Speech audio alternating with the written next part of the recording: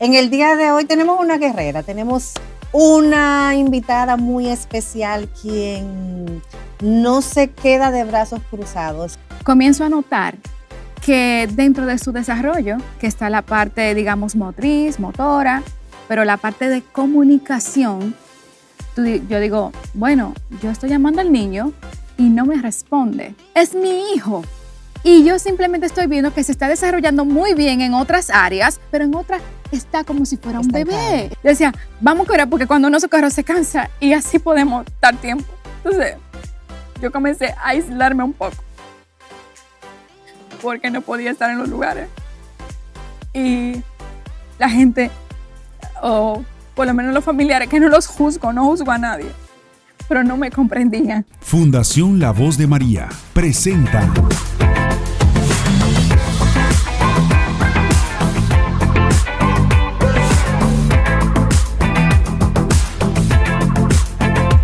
Más que Vencedor. Bienvenidos una vez más a Más que Vencedor. Señores, para nosotros siempre es un placer poder conectar con ustedes, agradecidos de Dios por permitirnos cada semana poder compartir con ustedes experiencias, vivencias, propósitos que tienen muchas personas en la vida y que muchas veces no se dan cuenta cuáles son esos propósitos. Hoy agradecidos como siempre de Papá Dios, bajo el manto de la Virgen María, para que cubra siempre todas las familias y siempre sea esa guía directa para poder enfrentar las realidades que nos tocan vivir. Yo sé que ustedes viven realidades diferentes a la mía, nuestros invitados viven experiencias diferentes, pero todos necesitamos del más grande, de Dios Todopoderoso, y por eso agradecemos a Él que siempre nos acompaña y nos permite estar de pie y dar la batalla. En el día de hoy tenemos una guerrera, tenemos una invitada muy especial quien no se queda de brazos cruzados. Es una guerrera que ha sabido empoderarse de la realidad que le ha tocado vivir y aquí está con nosotros para compartir su experiencia. Jaiza Rodríguez, bienvenida a Más que Vencedor. Muchísimas gracias. De verdad que para mí es un honor, un privilegio. Me siento hoy abrazada por Dios al estar aquí, compartir mi experiencia, hablar de todo lo vivido, de todo lo que se ha podido trascender y de todo lo logrado hasta el momento. De verdad que gracias. Qué bueno, para que el público, para conectar un poquito, podríamos identificar quién es Jaiza, ¿cómo tú te defines? Bueno, Jaiza es una madre 24/7 porque me ha tocado un rol especial como madre azul, madre de un niño dentro del espectro autista, pero también madre de una preciosa niña también neurotípica. Por el momento todo bien dentro de sus desarrollos porque apenas tiene 4 años. También soy ingeniero civil. Digamos que de parte de mis roles y profesionales, también trabajo en el área de mercadeo con mi padre, en marketing alternativo. Y nada, haciendo un equilibrio en la vida, batallando, siguiendo los pasos que Dios quiere para mí.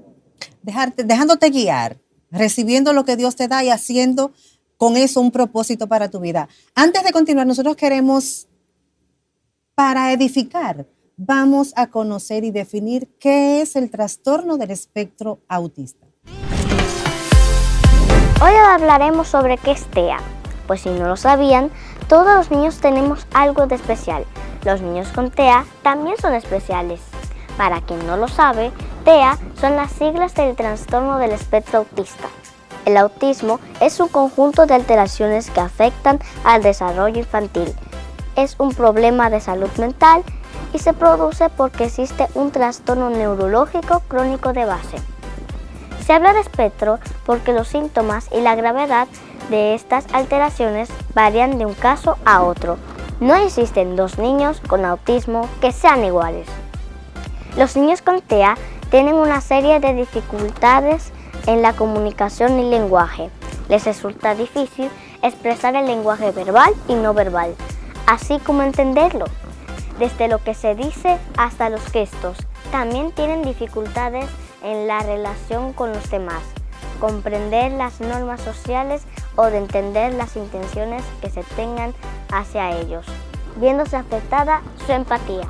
Existen niños con TEA que tienen escaso interés hacia los demás. Otros, en cambio, tienen una interacción social muy activa. Además de ellos, Les cuesta también desarrollar juegos y hacer amigos. Para los niños con TEA, el mundo no les resulta fácil. Frecuentemente prefieren estar solos, presentando una lista muy limitada de intereses y comportamientos que limitan sus actividades y convivencias cotidianas.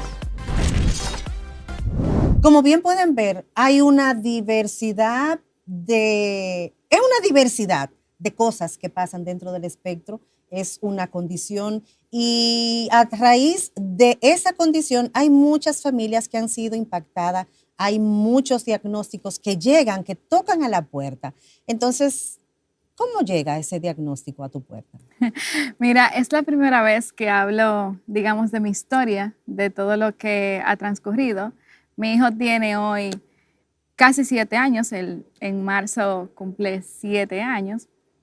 Y te puedo decir que dentro de todo, Joseph nace, o sea, un niño que aparentemente todo normal, una joven madre inexperta, su primer bebé, ve que su desarrollo va dentro de los normales, que va caminando, que interactúa, que hace cosas, pero de repente llega un momento en el que comienzo a notar que dentro de su desarrollo, que está la parte, digamos, motriz, motora, pero la parte de comunicación, yo digo, bueno, yo estoy llamando al niño y no me responde.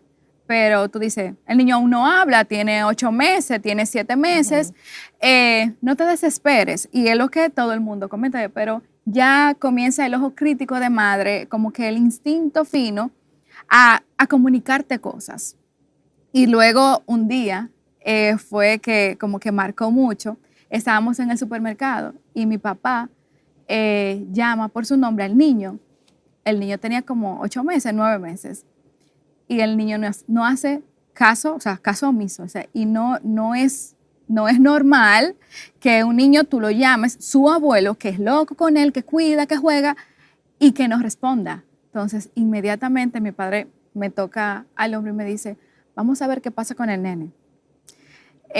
Vamos a hacerle una prueba auditiva, porque es probable que el niño no esté escuchando. Es la primera, como que, la primera línea que tú comienzas, digo yo, ahí yo cuando sentí que alguien más está notando lo que yo ya llevo, digamos que días notando, yo me pongo muy triste, porque yo digo, algo siente que es diferente, siento que algo pasa. Pero nada, vamos a hacer la prueba, vamos a donde el mejor doctor de la ciudad, que fue donde el doctor Batista, y vamos a ver qué podemos hacer. Cuando hacemos prueba, definitivamente un reto, porque hacer esas pruebas son un reto para niños que no se comportan, para un niño normal, pero hay que dormirlos, etc. Y cuando todo sale bien, entonces el mismo doctor te indica, entonces el paso siguiente es evaluar el trastorno del neurodesarrollo. Entonces él nos explica, nos dice, no, mira, tienen que seguir estos pasos para ver por qué el niño no está respondiendo de la manera esperada para su edad. Pero por su forma, o sea, está todo bien. Escucha, o sea, todo, se le hacen todas las pruebas auditivas pertinentes. Luego, cuando esto pasa, aún así, el niño es muy pequeño, como dicen en el país y en nuestra ciudad, no existen todavía, es como que, digamos que, acreditación para tan pequeño, darte un diagnóstico. No se atreven muchas veces los psicólogos, los psiquiatras que hacen estas pruebas y te dan algo como que, digamos, y también pandemia, que fue que coincidió ahí, y no te dan un diagnóstico definitivo. Me dijeron, entonces, pasamos a prueba, A22, el de P4, no sé qué, o sea, varias pruebas, luego de conducta, observación, y definitivamente las evaluaciones dijeron que está dentro del espectro. Cuando yo recibo el diagnóstico en el Centro Balú en Santiago, ¿qué te digo? Ese día yo dije, bueno, confirma. Yo primero noto que la psicóloga está muy, que no encuentra cómo decirme las cosas. Y yo digo, ¿pero por qué? ¿Qué pasa?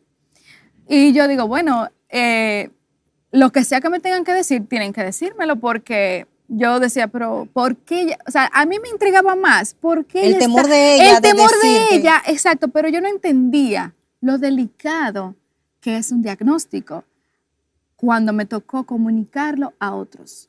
Porque quizás en mi realidad era una madre que simplemente estaba buscando respuestas a un hijo que tenía ciertas características distintas, pero dentro de mi ser siempre era viendo qué pasa para poder ayudarlo.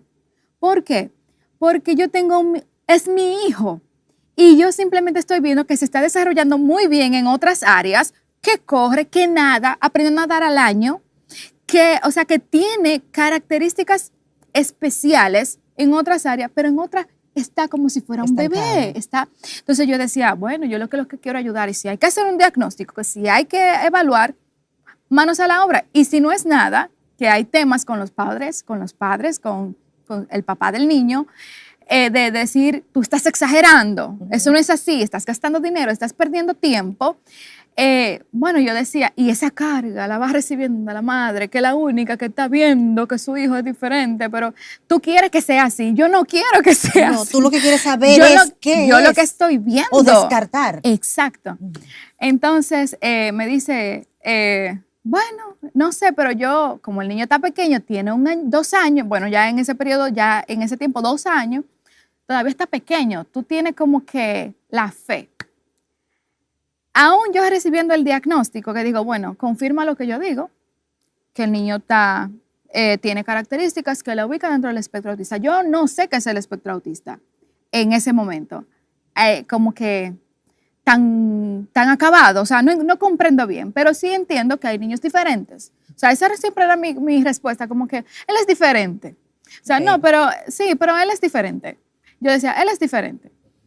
Y bueno, luego, cuando sigue el paso del tiempo, que veo que las características se marcan, o sea, porque el desfase se va haciendo mayor a medida de que el niño va creciendo, porque las habilidades esperadas para su edad, entonces van creciendo. Entonces, cada vez que el niño es más grande, o sea, que va creciendo en edad, entonces sus habilidades sociales esperadas se van marcando más. O sea, el niño no socializa igual, tiene ciertas preferencias con otras cosas.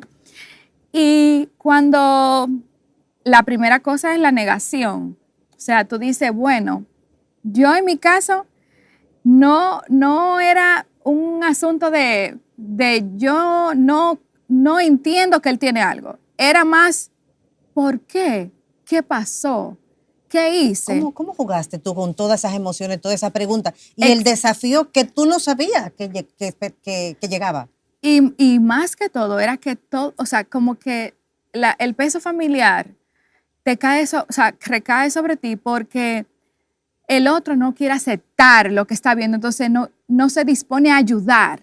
Yo le digo, no, mira, tenemos que, así de manera intuitiva, vamos a anticipar a las cosas. De manera intuitiva me salía, porque el niño no podía estar tanto tiempo en un lugar. O sea, no podía yo estar dialogando aquí con alguien o que vamos a una casa de un familiar. El niño no toleraba tanto tiempo porque se estresaba, se tiraba en el suelo, o sea, tenía conductas no esperadas, o sea, tenía conductas no deseadas. Y yo siempre decía al papá, pero tengo una idea para poder pasar 30 minutos. Eso lo recuerdo con mucha nostalgia porque era real, o sea, como yo decía, yo quiero estar en ese lugar, pero no puedo, ¿ve? Y yo decía, vamos a correr con el niño, vamos a sacarlo para poder pasar más tiempo en los lugares. Y a veces no me entendían, porque yo sentía que si agotábamos, como que su físico era como que es su energía. Yo decía, vamos a correr porque cuando uno se corre se cansa y así podemos dar tiempo. Entonces, yo comencé a aislarme un poco porque no podía estar en los lugares. Y la gente, o por lo menos los familiares, que no juzgo a nadie, pero no me comprendían. Entonces, por ejemplo, habían cosas en la mesa, mi instinto era, vamos a quitarlas para que no las rompa. Gracias. Vamos a quitarla para que no la rompa. Y la gente no entendía. Entonces, muchas veces en una crianza distinta o cuando no hay, en la familia no hay algo parecido, le dicen, no, tienes que enseñarle, se rompe, ¿qué hago? Porque lo más adecuado es, vamos a retirarlo mientras tenemos la visita para crearle el espacio para yo poder durar más tiempo. A medida de que eso se fue como que cargando más y que era más difícil, fue cuando yo te digo como que me aíslo. Y yo decido, yo pensé que la maternidad en mi pleno, digamos que en mi auge profesional, o sea, como que ya cuando yo dije, voy a tener un bebé, después me voy a dedicar, soy ingeniero civil, me puedo destacar en esta cosa. Una proyección de vida. ¿Me entiendes? Todo esto, yo digo, no puedo salir, o sea, mi hijo me necesita. Entonces, en mi concepción, no fue negar el diagnóstico, fue tirar para adelante con todo lo que, las limitaciones y la creencia y todas las cosas que el otro no entendía, no podía comprender. Y lo que me hacía comprenderlo era realmente el amor que yo sentía por el niño y que yo siempre creí en su potencial. Yo decía, es que es demasiado maravilloso para otras cosas. Yo sé que sus deficiencias yo las puedo trabajar. El punto es que también dentro de mis creencias en ese momento, yo comienzo a dedicarle tiempo creyendo que si yo soy madre, tiempo completo, 24/7, dedicándome solo a él en unos años, eso iba a desaparecer. Venga cosa, el niño cumple 5 años y no, o sea, y eso no desaparece. Porque a veces entendemos que es una enfermedad o que si tú le dedicas tiempo y le das las terapias de calidad y le das todo lo que el niño necesita y que eso va a cambiar. Entonces, cuando el niño tenía, 4 años, yo comencé a introspectar un poco más y dije, Señor, ya yo necesito entregarme a ti porque yo no puedo. Por favor, dame las fuerzas y guía tú el camino. Yo quiero saber qué voy a hacer porque ya yo, o sea, los deseos de salir, ya yo tenía como que en cierta forma aceptar que yo tenía que aprender a convivir con esas limitaciones que trae la realidad. Y a exponerlo ya a él a la vida normal de la calle. De tener, porque realmente, no, y por ejemplo, me retraje yo, pero yo salía con mi hijo a todos los parques. Yo salía, o sea, era un agotamiento físico y mental para mí sustancial, pero yo a Joseph, es el nombre de mi hijo, yo nunca dejé de estar en los sitios. Lo que pasa es que te agota más, porque tú tienes que estar atrás de él, que tienes que gestionar muchas cosas y así. Luego de la pausa. Me he desarrollado como que siempre sentía como que yo vine a hacer algo al mundo. Incluso los maestros me lo decían, como que en mí había algo distinto y especial. Y yo no lo podía comprender y siempre lo cuestionaba. ¿Cuál es mi propósito? ¿Cuál es mi propósito? ¿Cuál es mi propósito? Porque en todas las actividades, incluso a mí, yo recuerdo que cuando nos tocaba bordar, me ponían el bordado más difícil. ¿Por qué no? Porque tenía capacidad. Y yo decía, ¿pero por qué?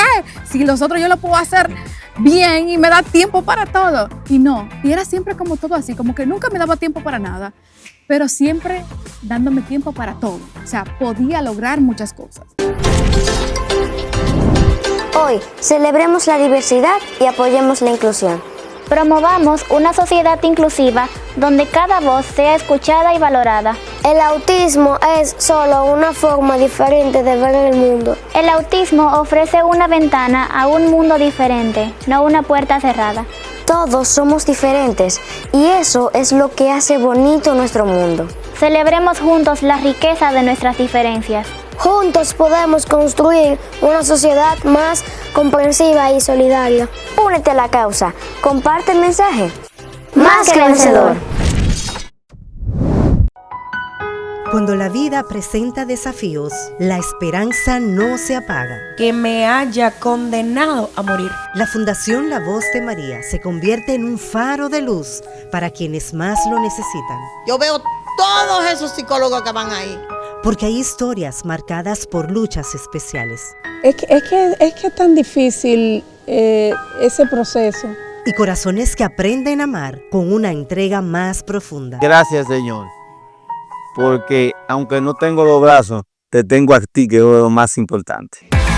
Más que Vencedor, un proyecto de acompañamiento educativo, espiritual y psicológico. Tener autoestima sana no es tú ser perfecto, es también reconocer tus debilidades. Junto a un equipo de especialistas que camina contigo en cada paso. ¿Para qué seguir teniendo miedo? Más que Vencedor, sábados 7 de la noche por La Voz de María. Los niños merecen el mismo respeto que los adultos. Síguenos en nuestras redes sociales. Yo sigo siendo más que vencedor. El que conoce esta historia de antes, conoce el nombre del niño. Y el nombre del niño es un nombre muy especial. Y yo quiero que compartas el por qué ese nombre. Bueno, mira, y es doblemente especial porque mi hijo se llama Joseph, pero mi hija Carol. Y tiene una explicación también, que no la comprendo mucho, pero la tiene. El padre del niño dice que su primer hijo iba a tener el nombre del Papa, Juan Pablo II, porque él tiene una historia personal con un sentimiento con el Papa Juan Pablo II. Y yo digo, bueno, pues está bien, tú pones el nombre del primer niño, yo pongo el nombre del segundo niño. Después nos separamos, pero bueno, esas son historias de la vida.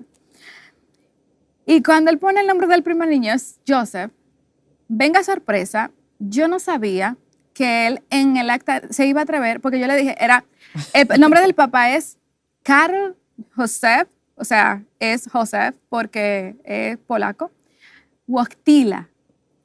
Yo le aprobé Joseph. Quería ponerle el nombre completo. Yo, no, es varón, le van a hacer bullying, que esto, que lo otro.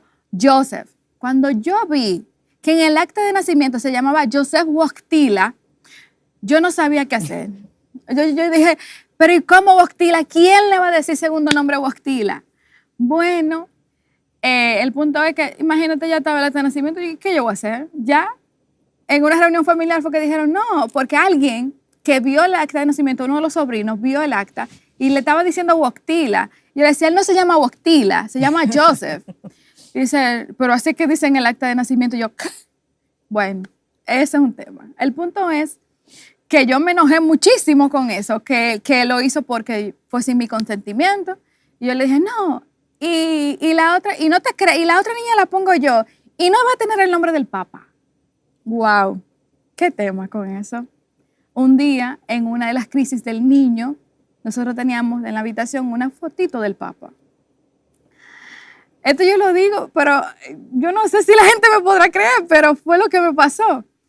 El niño se me sube en la mesa, se me trepa en la mesa. Yo no sabía que ella estaba embarazada.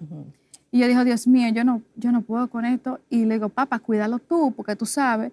Y cuando yo estoy ahí, que estoy con el niño que levantó la cabeza, yo sentí que algo me dijo, por favor, ponle mi nombre. Pero no sabía que estaba embarazada.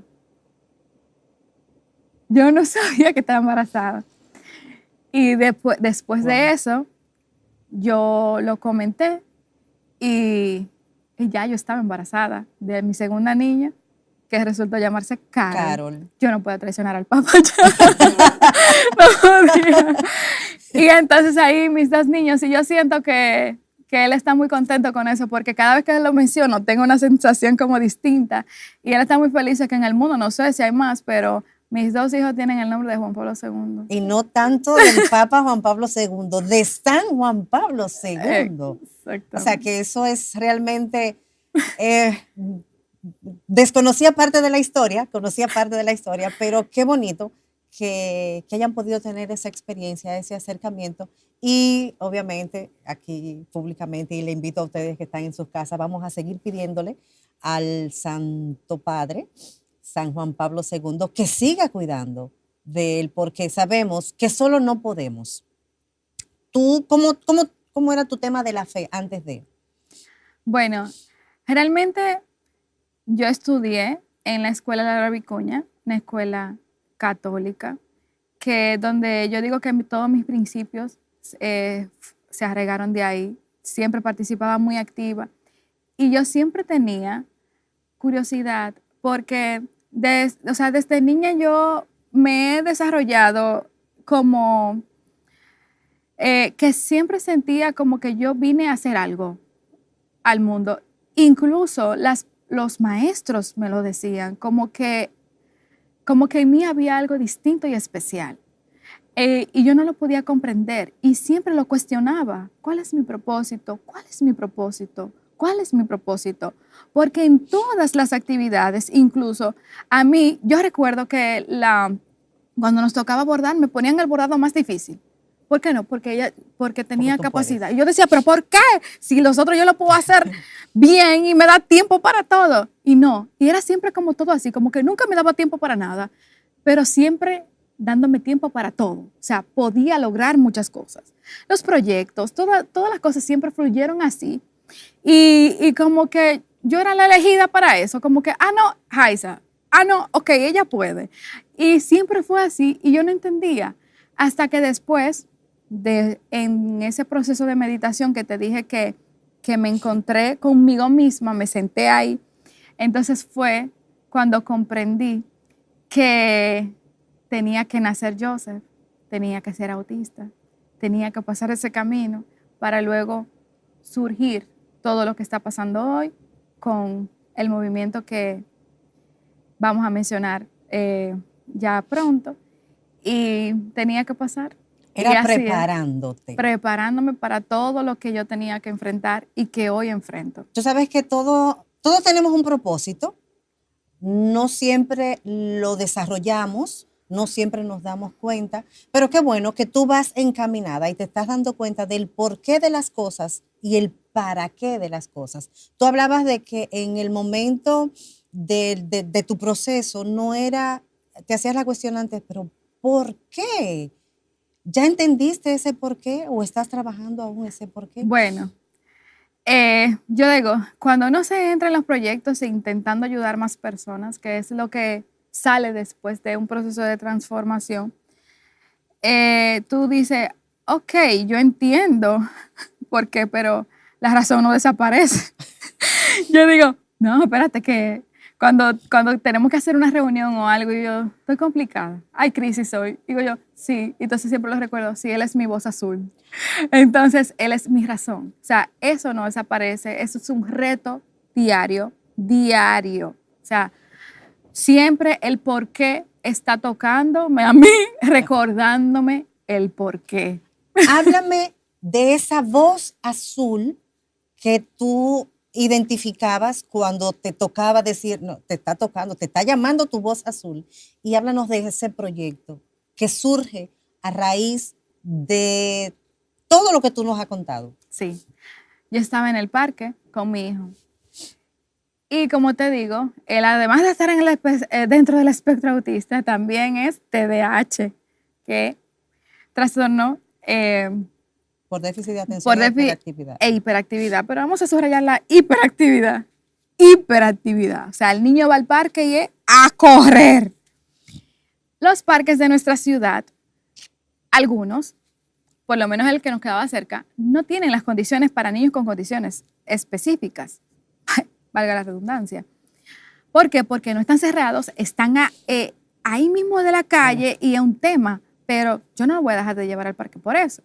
Entonces, yo, dentro de mi propósito de vida y pensando lo que voy a hacer para desarrollarme como un profesional, un día me vino una voz que estaba con el niño en el parque y me dijo, parques inclusivos, espacios inclusivos para niños, no solo para mí, para todos. Porque si los espacios se están diseñando para todos, no tiene que ser solo para mí, es pensado en todos. Entonces yo digo, bueno, esto me vincula arquitectura, ingeniería, proyecto.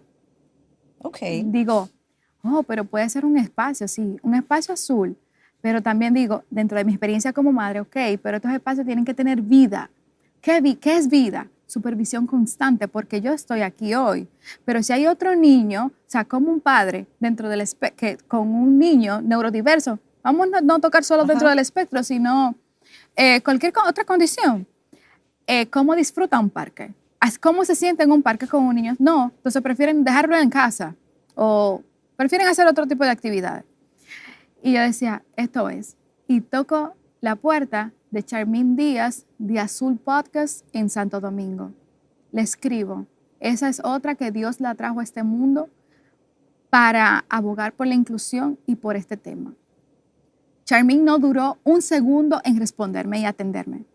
Me dice, me parece maravilloso. Vamos a juntarnos. Yo dije, Dios mío. Escribí a varias personas, pero Charmín no dudó en esta iniciativa, ver el potencial de la iniciativa y cómo podría calar. Y yo dentro de esta angustia, de estas cosas, pero ya estoy con un aire distinto, porque ya estoy aceptando a mi niño y todo, y estoy aprovechando los tiempos que puedo para desarrollar mi vida, que tenía que ser junto a él, porque no hay otra manera que no sea tú buscando el espacio tuyo dentro del de él, porque su mundo, como a veces llamamos, no es igual que los demás, pero sin embargo, en el mundo de él sí cabemos todos, que es una ironía. O sea, y es lo que yo decía también en clase, o sea, si las clases están hechas para todos, no hay un tema para él. Pero sin embargo, si la hacen para los otros, sí hay un tema para él. Hagámoslas para todos, por Dios. No todos lo entienden todavía. Digamos que creo que falta desarrollo y pensamiento empático, porque lo pienso así, más abierto, lo pienso así quizás por mi amor, por mi entrega, por mi convicción, porque trato de instruirme y ver también modelos aplicables en otros países, que ha funcionado, que no, cómo otros países manejan este tipo de situaciones. Y cuando, retomando el tema de Charmín, me dice, vamos a juntarnos, me invita a su casa, hablamos, gestionamos.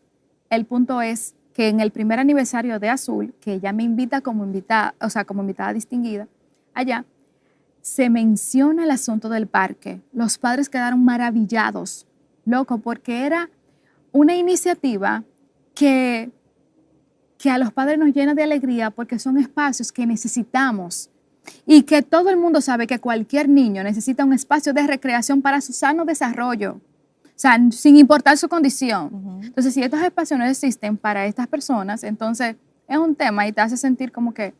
Y tú sabes que hago un paréntesis porque hay muchos padres que tienen la necesidad, pero no tienen la voz. Exacto. En ese momento, como no existía Voz Azul en La Vega, Charmín dice, yo voy a ser tu voz, vamos a darle. Charmín comenzó en su podcast dando iniciativas sobre esto, llegó a la alcaldía de Santo Domingo, aquí en la alcaldía de La Vega propusimos el plan piloto para espacios inclusivos. Hubieron también algunos políticos que se unieron e hicieron un intento de hacer de un espacio inclusivo, pero el intento se vale. Lo que pasa es que no me gusta cuando quedan a medias y no involucran a quienes tienen que involucrar para que queden bien. Pero bueno, eso es un tema aparte. Pero el punto es que tuvo voz y tuvo acogida. Yo me sentí maravillada. Yo dije, bueno, de aquí puede surgir algo más. Charmín me dice, soy tu voz, somos la voz del proyecto, pero ellos están en Santo Domingo y están su sede es en Santo Domingo. Yo dije, ¿y aquí a quién me acerco? Cuando vengo a acercarme, existen fundaciones, hay cosas, pero no mantienen la visión que yo tengo, que es, yo decía, es que lo que no se conoce no se puede abrazar. Yo no puedo juzgar, yo no puedo pedir empatía, cuando yo no puedo ser empático con el otro que no conoce lo que tu hijo tiene. Porque yo decía, bueno, las terapeutas, ¿cómo aman a esos niños? Yo decía, pero ¿por qué ellas pueden amarlos? ¿Por qué ellas tienen esa magia? Que vienen, que se ponen a su altura. Hay técnicas, hay cosas, pero ellas las conocen. Y por eso ellas pueden disfrutar de estos niños. Entonces yo decía, ¿verdad? Porque y pueden sacar el potencial a los niños. Claro, yo decía, pero es verdad, porque yo no conocía, porque... Bueno, hay que decirlo, uno se pone loco, uno dice, "Ay, Dios mío, ¿y qué voy a hacer?". Solamente conociendo puedes amar. ¿Por qué lo hace? ¿Qué cosas? La alimentación, la importancia de la alimentación, la importancia de que el niño tenga actividad física, la importancia de, o sea, de la psiquiatría, de la medicación, cómo se suministra. O sea, en el país tenemos una deficiencia muy marcada con estos temas. ¿Por qué? Porque los padres son los que nos toca tomar estas decisiones cuando nosotros no tenemos la capacidad para eso. Son situaciones complejas solos. En otros países desarrollados, el Estado decide. Te dice, mira, esto es lo que vamos a hacer. Este es el plan terapéutico. Esto es lo que va para tu niño. Aquí no. Aquí uno tiene que valerse por sus propios medios, por sus propios recursos, sobre todo. Y experimentando ensayo y error, ensayo y error, ensayo y error. Entonces, a esto vinimos quizás a aportar, a ser voz en la vega de personas, porque vuelvo y repito, no me limito al espectro autista, sino todo tipo de personas o niños que tengan algún nivel, que necesitan algún nivel de apoyo. Hay unos que necesitan mucho apoyo, otros apoyo medio, y así. Por ejemplo, en mi caso, mi hijo necesita atención 24 horas. Es un niño que es muy activo, se mueve, hace muchas cosas, pero, por ejemplo, de repente se te puede entrar algo a la boca y es peligroso para él. O sea, él no detecta este tipo de peligros y por eso nos requieren atención. Luego de la pausa. Son exigencias que probablemente no están en sus capacidades. Sí puede hacerlas, pero hay que comprenderlo un poquito mejor. Y se lleva un poco más de tiempo. Entonces, a veces presionar al niño para que haga las mismas actividades que los otros. Yo insistía mucho, vamos a hacer un cambio curricular, vamos a adaptarlo, vamos a ponerle una aula aparte, pero imagínate, si el colegio no es mío, ¿qué voy a hacer? Con tu colegio tú, entonces, tú sabes, digo yo, poniéndome en los zapatos de la directora o del centro. Ayudar a fortalecer la autoestima. La conciencia de sí mismo empieza a manifestarse desde los primeros meses de vida. Los niños se ven a través de los ojos de sus padres y su autoconcepto se construye a partir del trato y el lenguaje que reciben. Esto no se hereda, sino que el niño va creándolos según su entorno y puede tener ciertas implicaciones en la formación de su identidad. Otras responsabilidades de los padres es promover en casa la escritura, la expectativa alta y un amor por el aprendizaje. Asegurar que sus hijos estén sanos para que asistan a la escuela a diario, puntualmente y listos para aprender. Conocer al maestro al inicio del ciclo escolar y los padres deben mantener el contacto con el centro educativo durante todo el año. Poner atención al progreso académico de sus hijos para guiarlos y asegurar que tengan éxito. Si notan debilidad en el aprendizaje de sus hijos, buscarle alguna tutoría y otros medios de apoyo para el bienestar académico del niño o la niña. Asistir a reuniones y actividades de la escuela para informarse sobre asuntos importantes. Recuerda que a tus hijos le da seguridad y alegría verte vinculado con su desarrollo y crecimiento. Cuando la vida presenta desafíos, la esperanza no se apaga. Que me haya condenado a morir. La Fundación La Voz de María se convierte en un faro de luz para quienes más lo necesitan. Yo veo todos esos psicólogos que van ahí. Porque hay historias marcadas por luchas especiales. Es que es tan difícil ese proceso. Y corazones que aprenden a amar con una entrega más profunda. Gracias, Señor. Porque aunque no tengo los brazos, te tengo a ti, que es lo más importante. Más que Vencedor, un proyecto de acompañamiento educativo, espiritual y psicológico. Tener autoestima sana no es tú ser perfecto, es también reconocer tus debilidades. Junto a un equipo de especialistas que camina contigo en cada paso. ¿Para qué seguir teniendo miedo? Más que Vencedor, sábados 7 de la noche por La Voz de María. Los niños merecen el mismo respeto que los adultos. Síguenos en nuestras redes sociales. Yo sigo siendo más que vencedor. Los niños merecen el mismo respeto que los adultos. Cuando llora un adulto, te dicen que lo ayudes, pues está pasando por un momento difícil. Cuando llora un niño, te dicen que lo dejes llorar solo, porque tiene que aprender. Cuando un adulto está enojado y levanta la voz, te dicen que es válido enojarse y que lo comprendas. Pero si es un niño, te dicen que es un mal educado y le faltan límites. Cuando se equivoca un adulto, te dicen que equivocarse es de humanos y de los errores se aprende. Pero si es un niño que se equivoca, te dicen que lo castigues, que es un tonto, que aprenda de lecciones. ¿Notas la diferencia? Los niños merecen el mismo respeto que los adultos. ¿Cómo ha sido el proceso? Porque ya tiene 7 años. Bueno, va a cumplir 7. Va a cumplir 7 años. Entonces, ¿cómo es el proceso educativo como tal? Sí. Bueno, en esta parte yo tengo también mi opinión personal, porque no tiene que ser algo general, o sea, como que, no me juzguen por lo que voy a decir, es lo que quiero decir. En mi opinión, la educación para los niños, a mí me tocó también un poquito comprenderla, que nosotros como padres de niños atípicos, creemos que ellos obligatoriamente tienen que estar con niños neurotípicos, o sea, niños normales, como dicen, para que se puedan desarrollar y aprender. Entonces, lo obligamos a estar en centros educativos y muchas veces no es lo más adecuado para el perfil. El espectro es muy amplio y estoy hablando por mi experiencia, por mi hijo, es lo que digo. Entonces, hay veces que entendemos que sí, que el niño tiene potencial. Mi hijo estaba en un centro educativo muy bueno, muy, o sea, exigente a nivel académico, con altos estándares, ¿verdad? Pero ¿por qué yo decido cambiarlo de ese centro? Una presión muy grande para mí. Yo decía, o sea, ellos intentan sacar el máximo potencial de mi hijo, pero siento que no están comprendiendo lo que eso representa para él.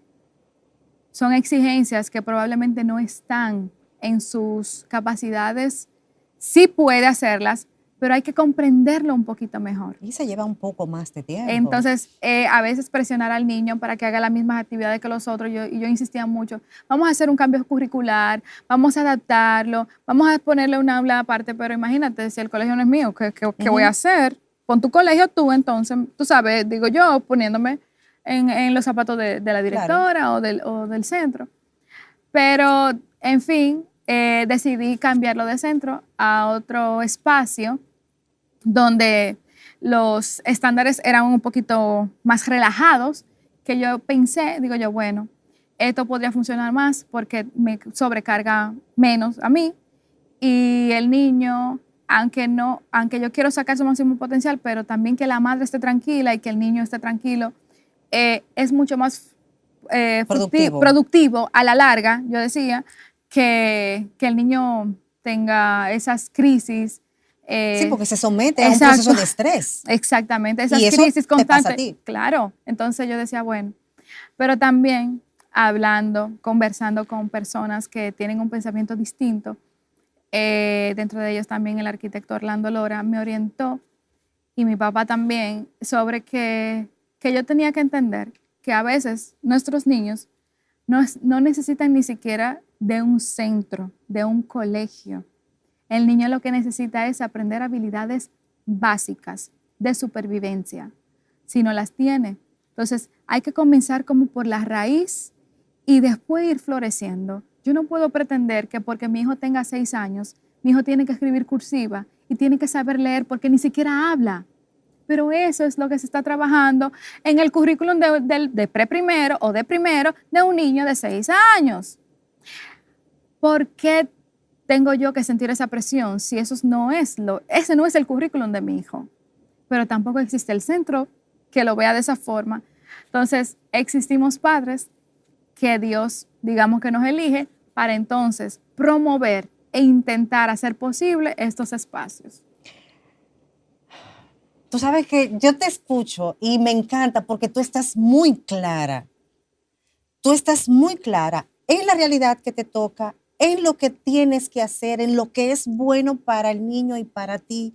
Y lo estás, o sea, aparte de estar clara, estás trabajando para hacer posible no el cambio, sino hacer posible el desarrollo de lo que venga, de lo que sea, de lo que te toca. En bienestar, obviamente, del niño. ¿Cómo es, antes de terminar, cómo es la alimentación? ¿Cómo es el proceso de la alimentación?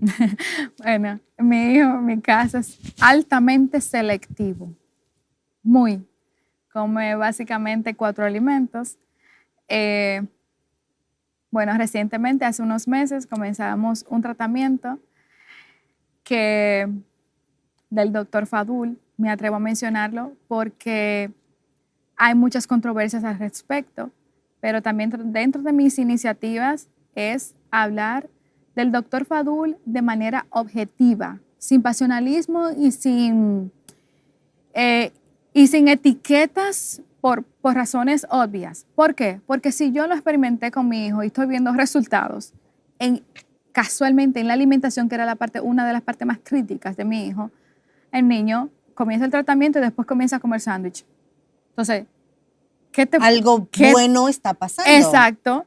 Entonces, yo digo, bueno, el niño hacía muchas crisis en el estómago y de repente ya no se está tirando tanto al suelo porque le duele el estómago. Su flora intestinal mejoró al 100 después del tratamiento. ¿Qué te digo? O sea, tú te quedas como que, ok, ¿qué hago? Luego, el niño pasa obviamente, el niño recibe atención terapéutica paralela, recibe medicación, se está haciendo un tratamiento completo, pero como que yo digo, es que es demasiada coincidencia.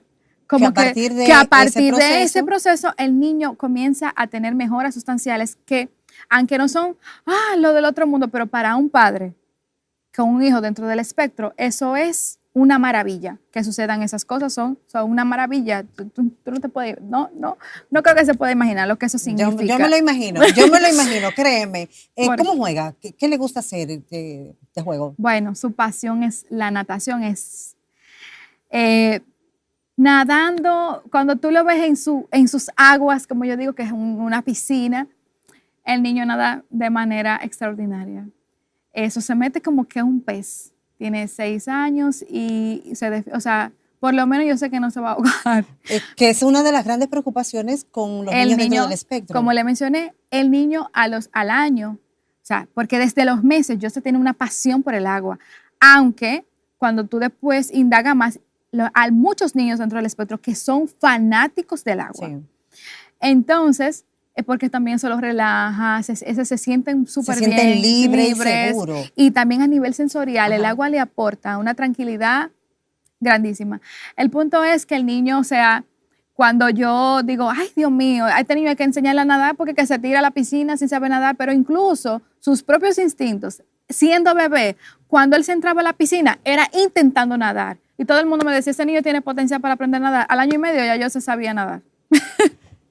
Señores, miren, estamos hablando con Jaiza Rodríguez, una madre que ha sabido que desde la educación, desde la información, se pueden transformar espacios, se puede transformar vida y se puede transformar la familia, partiendo también desde el amor que obviamente como madre sé que le das, pero no es un amor, y veo en ti, no es un amor que se desgasta, sino que es un amor que te impulsa. ¿Qué tú deseas para ti y para los demás que viven dentro? Porque aunque no es tu caso, que es el niño que está dentro del espectro, pero la familia está dentro del espectro autista. ¿Qué tú deseas? Así es.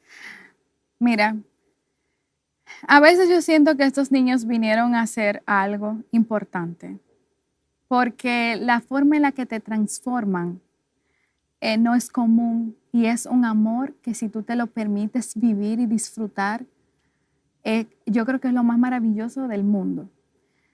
Y no solo me ha pasado a mí, le pasa a todas las personas que, no sé, si comúnmente ves que deciden ser altruistas y deciden llevar un mensaje, es porque ya han pasado, se han permitido pasar todo lo que implica tener un niño con un diagnóstico, para no limitarlo. Sí. Tener un niño o un hijo con un diagnóstico que luego crece, y esos son otros temas. Pero que se eduquen, que busquen contenido de valor y de calidad respecto a estos temas para que puedan brindar lo que ellos necesiten en cualquier ámbito que sea, y que recuerden que cuando hacemos las cosas pensando en todos, esto no va a ser un problema. Pero si se hacen pensando en una minoría o en una mayoría sin pensar en la minoría, entonces la minoría va a ser el problema. Pero pensemos en todos para que nos evitemos todo esto. Tú sabes que no puedo despedir este espacio sin preguntarte. O sea, veo, noto y siento que tú hablas satisfecha, sin la carga, de hecho hasta feliz, o sea, con un impulso, con un ánimo.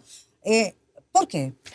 Mira, respecto a eso, una anécdota muy personal, que una amiga me la encontré en el supermercado cuando yo teníamos el tema del plan piloto El Sol Sale para Todos, impulsado con la alcaldía para promover actividades lúdicas de niños en espacios existentes en La Vega. Bueno, cuando me dice, te vi en el programa, pero wow, qué mal que hables tan feliz de algo que es tan difícil, porque por ejemplo en mi caso, yo estoy pasando por un momento que estoy viendo ciertas características en mi hijo, pero eso no me hace sentir feliz.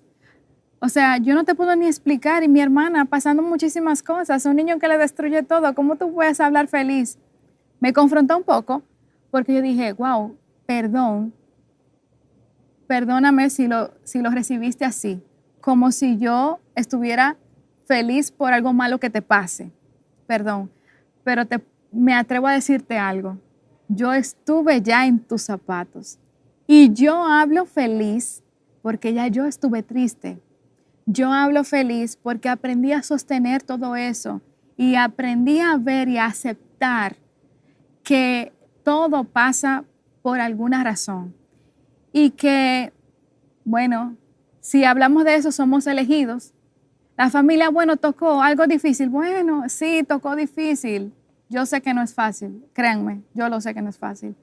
Pero si te permites vivir el proceso, si te permites asumir todo y te permites que Dios guíe tus pasos y siempre buscando algo. Yo puse una frase en mi habitación, siempre duerme, siempre pensando en que mañana será mejor.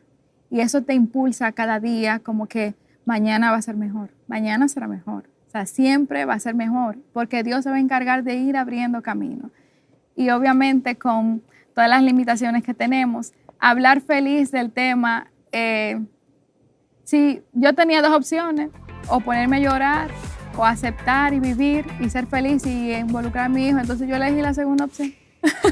Esa fue la que elegí. Gracias. A ustedes nos vemos en la próxima. Fundación La Voz de María y el canal La Voz de María presentaron